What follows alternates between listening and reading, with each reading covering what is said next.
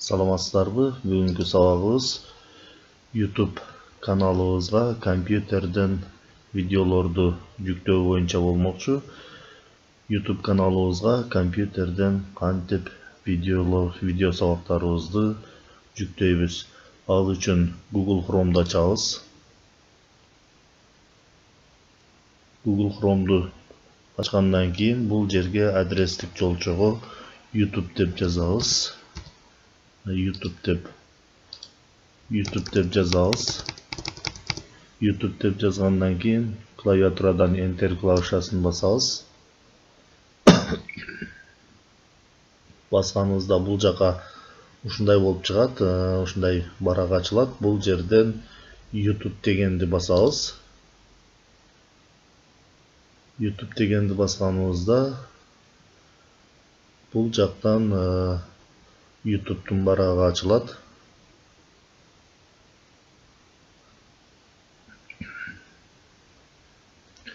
Мына ушундай болуп ачылгандан кийин бул жерде Войти деген бар. Ушу Войти дегенди басып өзүбүздүн аккаунтубузга киришибиз керек.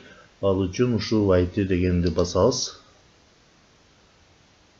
Басганыбызда бизге ушундай бет ачылат. Азыр жүктөлүп атат. Мына бул жерге өзүбүздүн аккаунтты жазабыз. Мисалы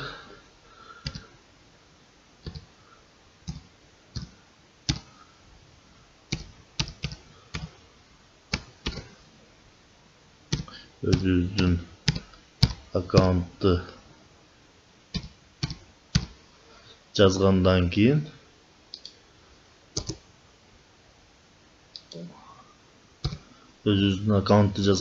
бул жерден далее дегенди басабыз.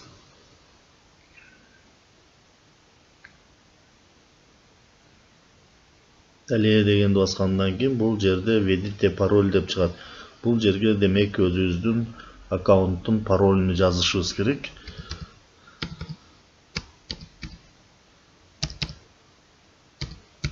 Өзүбүздүн аккаунттун паролун жазгандан кийин бул жерден дагы далее дегенди басабыз.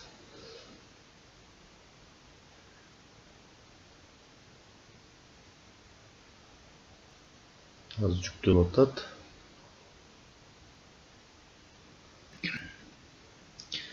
Басканыбызда өзүбүздүн аккаунт менен YouTube'га киребиз. Азыр кайра жүктөлүп атат. Бир аз күтүп турабыз.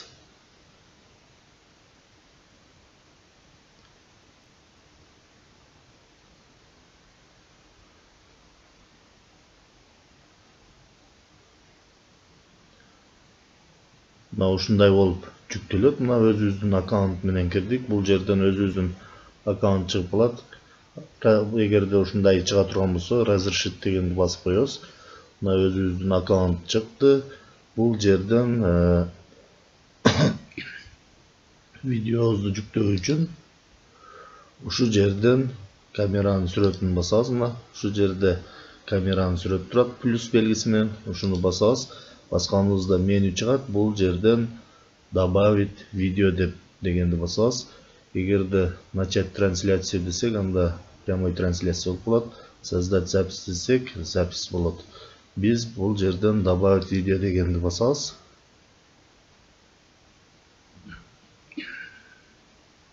Басканыбызда жүктөлө баштайт.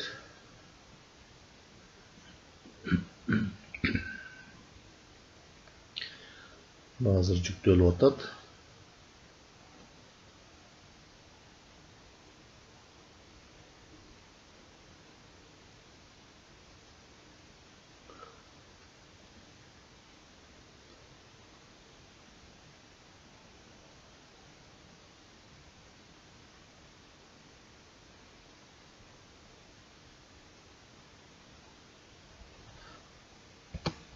Ушундай болуп чыгат. Бул жерден выбрать файл дегенди басабыз. Ушундай терезе чыгат. Жанагындай реклама чыкса, escape'ти басып койсок, клавиатурадан жок болуп кетет. Бул жерден выбрать файл дегенди бассак, проводниктин терезеси ачылат. Мына компьютерден өзүбүздүн видеону издеп табабыз. Мисалы бул жерде локальный дискга киребиз. Мына Менин видеолорум ушу жака сакталган. Мисалы, бул жерден видео сабактар дегенди ачабыз. Ачканыбызда ушундай болуп чыгат. Мына бул жерден өзүбүздүн видеону жүктөп коебуз. Мисалы, ушул видеону жүктөй турган болсок, ушул видеону тандайбыз. Мына тандаганыбызда көк түстө болуп калат. Андан кийин бул жерден открыть дегенди басабыз. Открыть дегенди басканыбызда мына бул жака биздин видео жүктөлө баштады. Мына бул жерде видеонун аталышын өзгөртүп койсок болот. Мисалы, бул жерде азыр офистик программалар, Office 2016 деп коеюн. Видеонун аталышы видео тартылган видеого жараша болот. Мисалы, мен Office 2016 жөнүндө видео тарттым эле. Демек, ошол видеонун аталышын Office 2016 деп бул жака жазып коебуз. Андан кийин бул жактан значок кошуп койсок болот видеого. Андан кийин бул жерден далее дегенди басабыз, мына оң тарапта төмөн жакта. Ушундай кылып, бул жерден аудиторияны тандагыла деп атат. Другие параметры дегенди. Так, бул жактан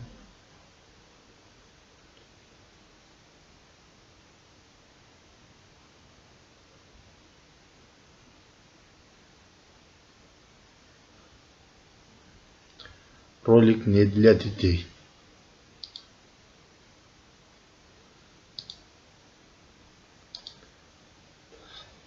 Ролик не для детей деп белгилеп туруп, бул жактан далее дегенди басабыз. Басканыбызда бизден дополнение сурайт. Ушундай кылып, бул жерден далее дегенди басабыз. Бассак, бул жактан сохранить или опубликовать деп чыгат. Бул жактан открытый доступ, доступ по ссылке, ограниченный доступ деп. Биз открытый доступ дегенге птичка койсок, анда бардык элдер көргөнгө мүмкүнчүлүк болот. Биздин видеону аталышын жазганда YouTube'дан чыгат.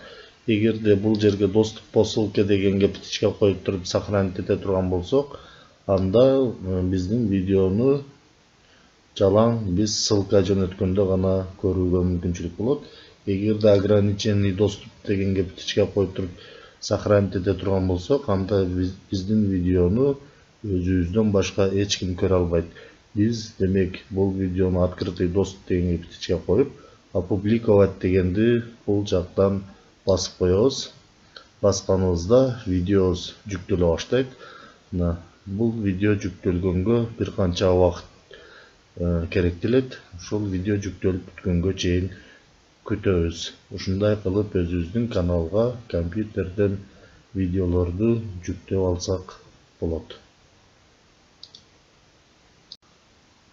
Ушундай болуп жүктөлө баштайт. Загружено 64% деп. Ушул 100%га чейин толот.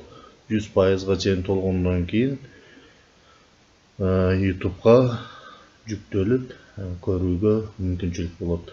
Готово к просмотру деп чыгып калат. Жүктөлгөнгө чейин күтөбүз. 100% болгонго чейин. Азыр 74% болду. Мына бир аз күтүшүбүз керек.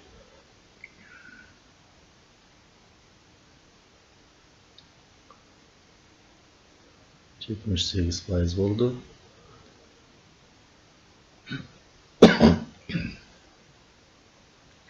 Biraz kütüp turabız.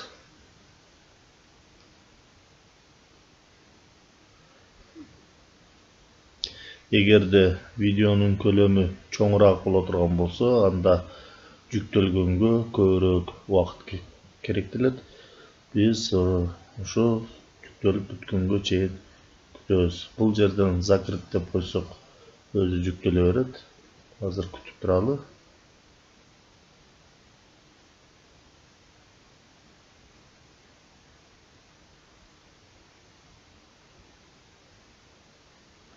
100% болду. Бул видео загрузка болгонго чейин вкладканы жапканга болбойт. Эгерде жаап кое турган болсок, анда жүктөлбөй калат.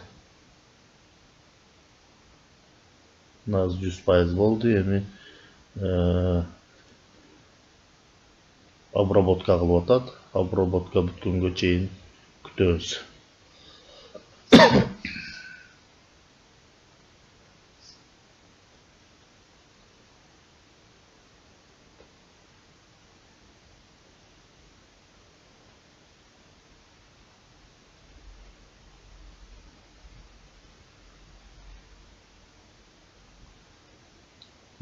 Обработканы деп бул жерден дагы обработканы баштады. Бул жер дагы 100% болуш керек.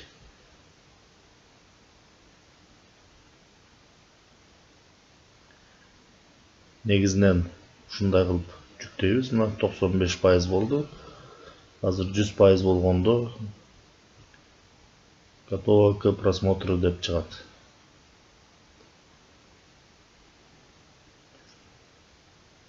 Biraz күтөбүз.